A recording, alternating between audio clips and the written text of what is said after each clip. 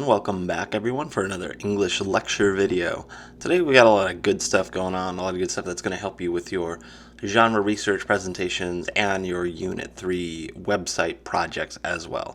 So what we got going on today, we are going to discuss the reading, how we read online.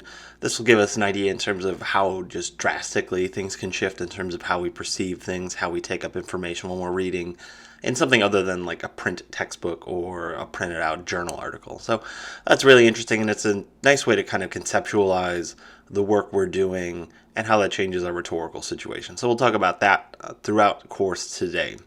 In addition to that, also the Unit 2 uptake is posted on ReggieNet under the Assignments tab.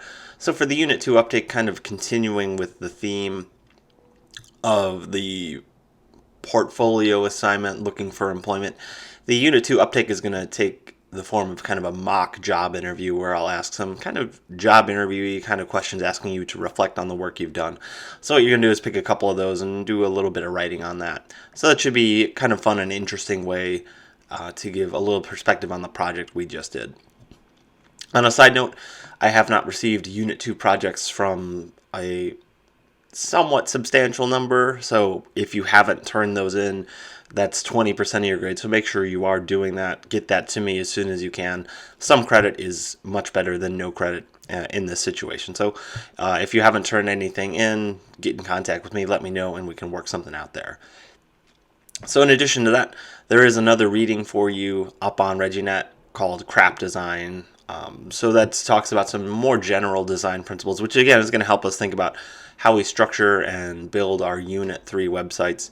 And again, just a reminder, the genre research presentation forum posts are due April 4th. That is worth 5% of your grade.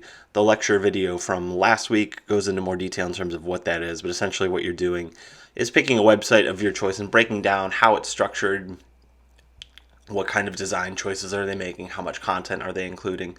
So for those, you can work by yourself or you can work in a group. That's up to you. Those are due April 4th, so make sure you are getting those done. Those are worth 5% of your grade. So that's what we got going on today for this class. So the articles we had today were focused on how you read online. So with this, you can use this as an opportunity to talk about how did you read this article. You can talk about what points really stood out to you, or over the course of this article, they talk about how our reading changes when we're reading in digital online spaces. Think, did any of these really resonate with you as you read these online as opposed to a print document? Did anything really stand out to you? Did anything really grab your attention? Also, there was a little discussion about hypertext and the fact that you could link to a bunch of other material. Did you click on any of the links that were embedded in either of the texts? And also, you might consider, do you feel this article was practicing the lessons that it was professing? So these articles talked about ways to construct effective online communication. Do you feel that they are good representations of effective online communication, or would they be better off actually heeding the advice they had in their articles? So this is another opportunity for you, 200 to 250 words for a potential forum post. One of the more interesting aspects, at least for me in this article, was this chart that I have taken a screenshot of and put in the lecture notes for this video here. And in this little box, we can see how print and web reading differ and how they differ quite drastically. Perhaps one of the most important things to know is how we actually go about reading these texts. So if we think about how we read print documents, we don't really have a lot of agency. We don't really have a lot of opportunity in terms of deciding how we want to read the material. The material is presented to us in a very linear fashion, and pretty much the only option we have if we want to make any kind of sense of it is to read it in a linear fashion, from top to bottom, front to back, page 1 to the conclusion. Now there are some alternate ways to read. For example, you can go through and read some of the citations if you want to find more information that way. But for the most part, in terms of how books are constructed, we are just left with that one way to actually go about reading them, which was quite interesting and something that I didn't really think about until I read this article. And upon reflecting, it is really something we should be aware of in terms of when we're writing digital pieces, when we're writing something especially online, to think about what differences, how do we read something and how does that differ from how we read a print document? We can juxtapose that traditional print style of reading with how we read, say, a hypertext document. So up on the screen I have the Wikipedia article for Illinois State University.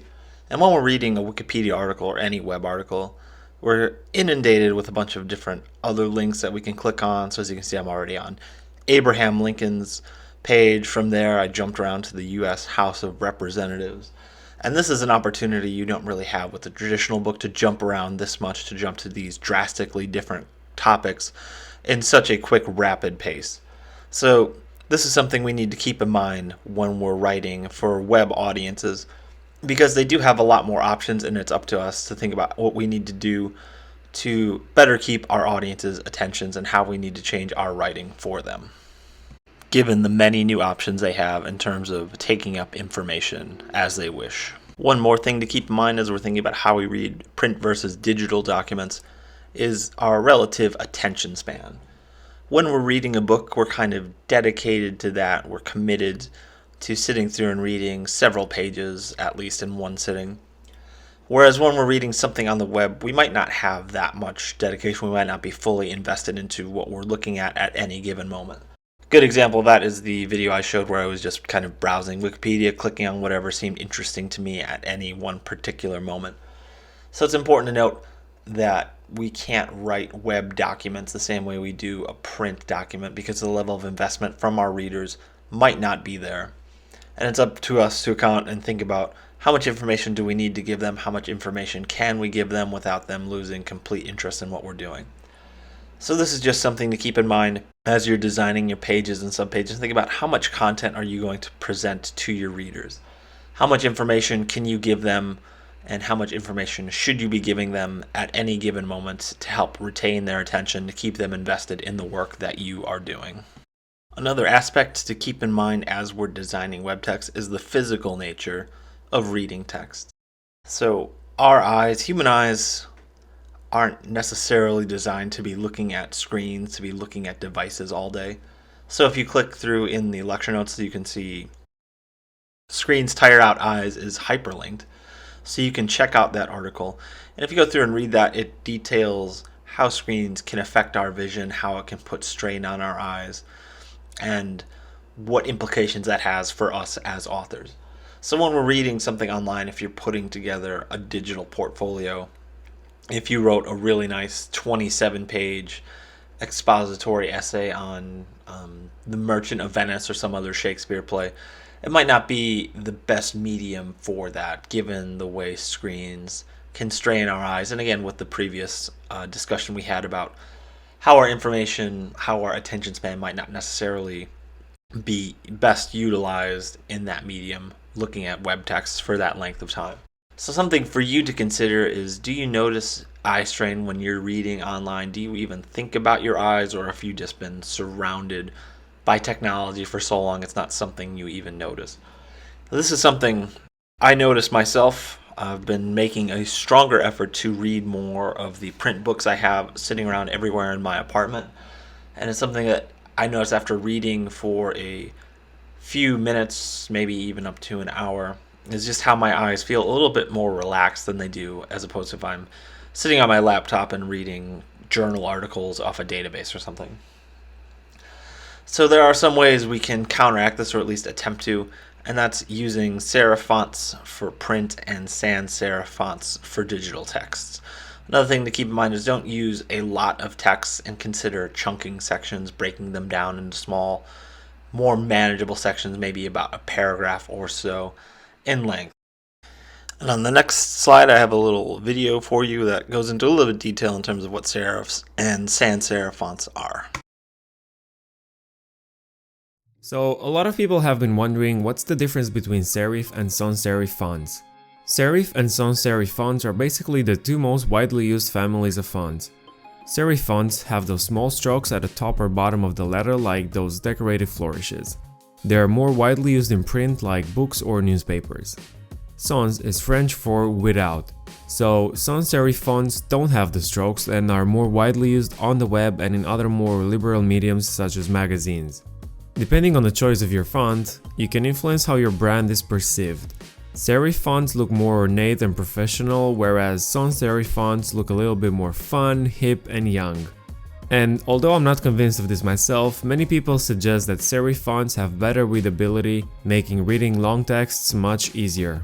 Perhaps the best way to go about constructing your websites to make sure they're readable, to make sure they're accessible, is to keep things simple. So the article we read for today has a few recommendations for doing that. So they suggest writing up to an 8th grade level for a general audience and writing up to a 12th grade level for a college educated audience. Another really interesting tool they have linked in the article, which is also linked in the lecture notes for today, is a website that'll analyze the writing that you do and let you know what age group it's written towards.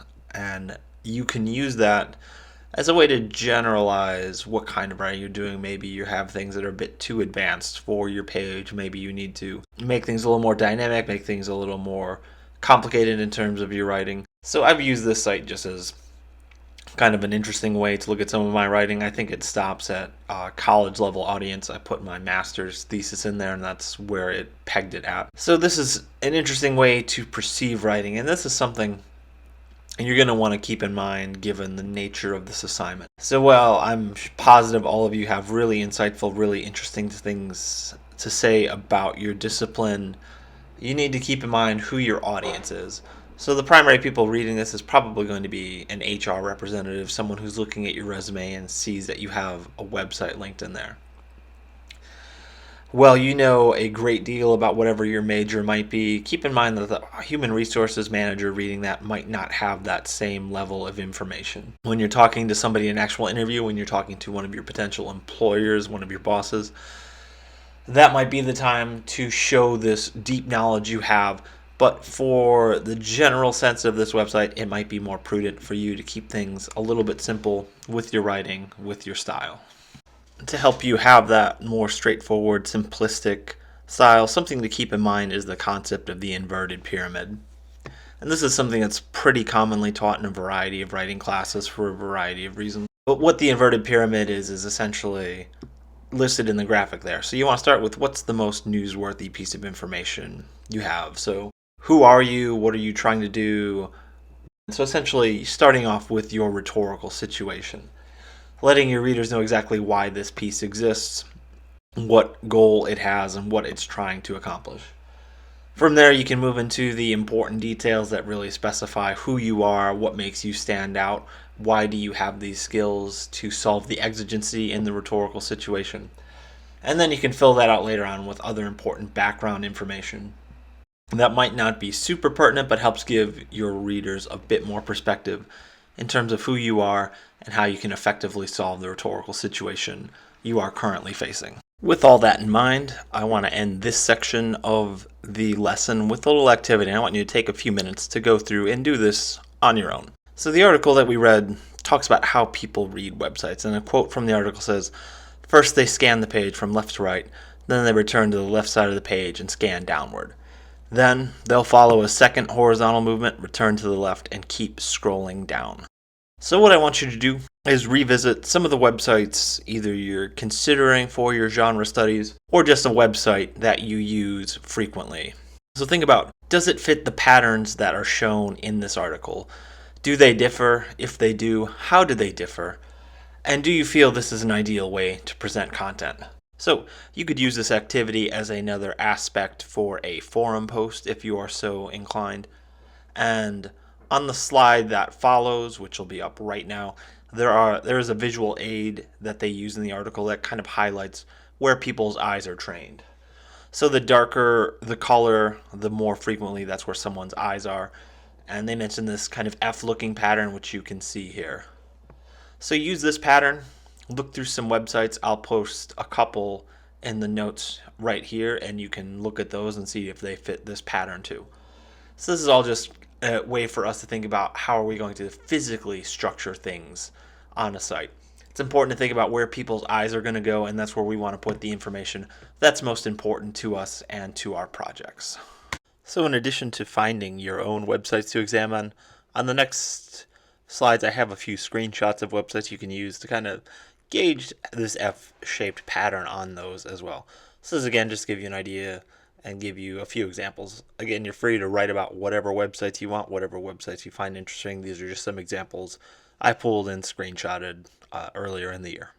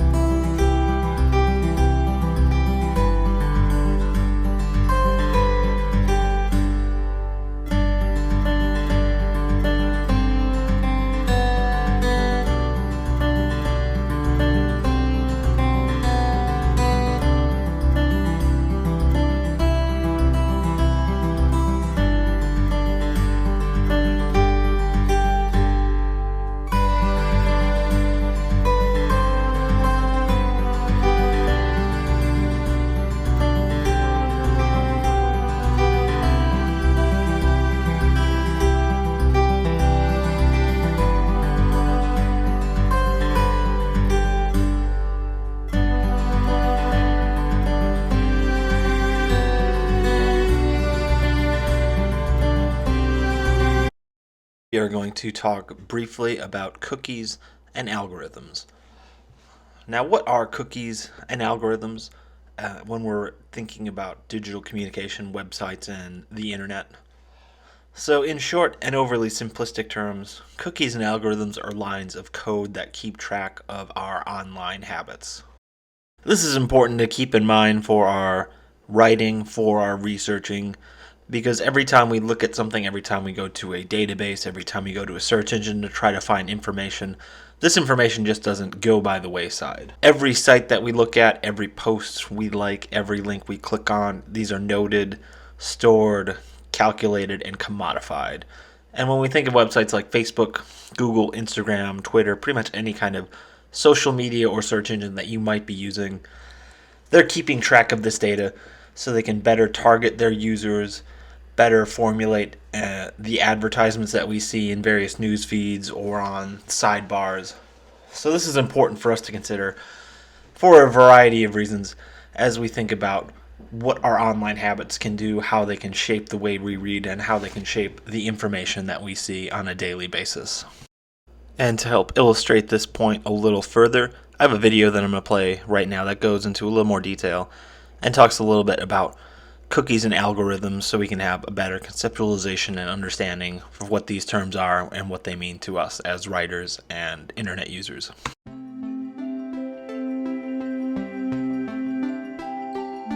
A filter bubble is your own personal universe of information that's been generated by algorithms that are trying to guess what you're interested in. And increasingly online, we live in these bubbles. They follow us around. They form part of the fabric of most websites that we visit. And I think we're starting to see how they're creating some challenges for democracy. You know, we've always chosen media that conforms to our interests and read newspapers or magazines that in some way reflect what we're interested in, who we want to be. But the age of kind of algorithmically mediated media is really different in a couple of ways. So one way is it's not something that we know that we're choosing. So we don't know on what basis, who an algorithm thinks we are, and therefore we don't know how it's deciding what to show us or not show us. And it's often that not showing us part that's the most important. We don't know what piece of the picture we're missing because by definition it's out of view. And so, you know, that's increasingly, I think, part of what we're seeing online is that it's getting harder and harder even to imagine how someone else might come to the views that they have, might see the world the way they do, because that information is literally not part of what we're seeing or consuming. Another feature of kind of the filter bubble landscape is that, you know, it's automatic and it's not something that we're choosing. We're not, when you pick up a left-wing magazine or a right-wing magazine, we know what the bias is, what to expect. A deeper problem with algorithms choosing what we see and what we don't see is that the data that they have to base those decisions on is really not representative of the whole of who we are as human beings. So Facebook is basically trying to take a handful of sort of decisions about what to click on and what not to click on, maybe how much time we spend with different things, and trying to extract from that some general truth about what we're interested in or what we care about. And that clicking self, who in fractions of a second is trying to decide, am I interested in this article, am I not, it just isn't a very full representation of the whole of our human selves. You can do this experiment where you can look back at your web history for the last month, and obviously there are going to be some things there that really gave you a lot of value, that represent your true self or your innermost self. But there's a lot of stuff. I click on cell phone reviews, even though I'll always have an iPhone. I never am not going to have an iPhone. But it's just some kind of compulsion that I have, and I don't particularly need or want algorithms amping up my desire to read useless technology reviews. So the people who create these algorithms like to say they're neutral. We don't want to create a kind of take an editorial point of view. And I think there's something to that that's important. We don't want Mark Zuckerberg to impose his political views on all of us, and I don't think he is. But it's also kind of a weird dodge, because every time that you create a list, and that's essentially all that Facebook or Twitter is a list that ranks information. Every time you create a list, you're making some value judgments about what goes at the top of the list and the bottom of the list. There's no such thing as a neutral algorithm. And you have to decide on some basis that some things are going to be more valuable, more worthy of attention than others. I always find it dangerous when people say, there's no editorial viewpoint here, we're not taking an editorial stand. Because every list has some kind of viewpoint about what matters and what doesn't matter. There's no such thing as a neutral list, because if I'm neutral on one criterion, often I'll be biased on some other criterion. So if I rank people by alphabetically, there's no guarantee that that's going to have an equal impact on people of different ethnicities or different races or different genders. What we have to grapple with is we do have these kind of much more powerful than ever before editors shaping what we see and don't see, but they themselves haven't really taken on the responsibility of that editorial judgment.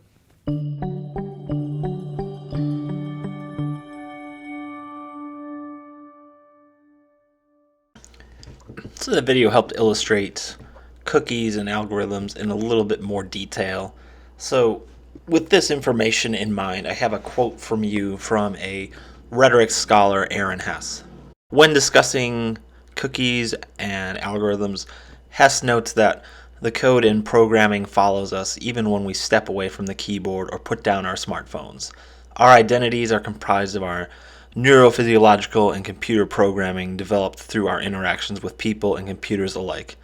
Cookies and their respective algorithmic implications forge our neurotechnological identities. And this is important because cookies track our browsing history, and what these browsers are trying to do is provide us with similar content. Advertisers, cookies, and algorithms, they're not after our best interests. They're not after giving us the best information. They're after giving us the information that's going to keep us on a site and keep us buying whatever it is an advertiser is trying to sell. This is important to keep in mind because with our first couple of major unit assignments, we talked a lot about identity and how our identity is shaped by our actions. But when we think about how technology impacts our lives, this quote by Hess and the implication of cookies and algorithms makes us think about how much agency do we actually have in formulating our own identities. Are we able to decide who we are, or is a computer, is a line of code helping to decide that for us? So why does this matter? It's perhaps not the most pertinent thing for this project per se, but it's important to keep in mind as we continue our time in college and our time beyond. It's important to know that every click, every page, every video we see is recorded, commodified, and sold to someone. And it's important for us to think about how are we able to shape our own identity? With those thoughts in mind, I have one more video for us today that shows the dangers of algorithms and cookies in action. So as you're watching this video, it's about a couple that doesn't own a cat. They don't talk about cats, but what they do is end up talking about cats around their iPhones long enough to the point where their phone listens in, keys in on that word cat, and eventually targets them with ads for cats and cat food. This is a pretty solid representation of what's actually happening. Normally I'd be a bit skeptical of something like this, but I've had something very similarly happen to me in the past. I was texting a friend about horror movies. They mentioned a app called Shudder, which is essentially like Netflix for exclusively horror movies. And within about a day or two, I was being targeted ads on Facebook for the app Shudder. So that just goes to show you this is something that actually happens in real life, which can be dangerous. And again, makes us pause to think about how much do algorithms and cookies control our identities. Okay, so this phone is my wife's, and we think Facebook is listening to us and taking keywords from our conversations and then putting in suggested ads through Facebook. So we're going to do a test here, and all day we're going to talk about cat food, because we don't have any cats. We never search for cats, especially cat food. So let's find out.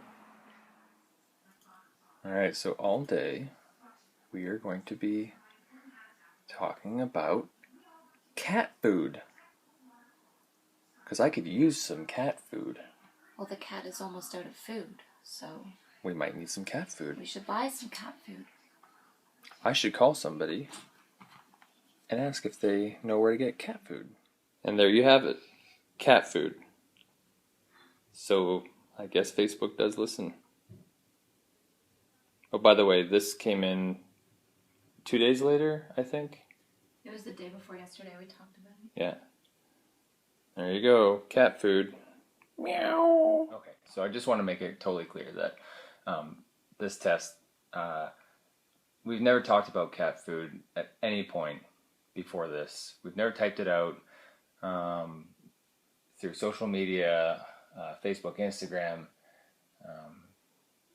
We've never looked it up online. We haven't had cats in 20 years. So it was totally random, and yeah, we just put the phones down next to our desk, left them on Facebook and Messenger. Pretty sure one or both were left open in the background, and from like the day before. But the phone was on when we were talking about cat food, and then the phone went off automatically, and we just kind of kept talking about cat food while we were working for maybe like an hour, hour and a half, and that was it. And 2 days later, we get cat food advertising on our Facebook. So this whole thing about it being a conspiracy, not true, whatever, that's some bullshit. So that's it for today's lesson. Hopefully you found this useful. Hopefully it was insightful to think about how we read online and also how we're targeted things online. So with this, keep this information in mind as you're going through, as you're building your Unit 3 projects. So with that, that's all I've got for you today. Do some work on your projects, keep up with your forum posts, work on your genre studies presentations, and yeah, just keep up the great work, everyone. Appreciate all your hard work throughout this difficult semester.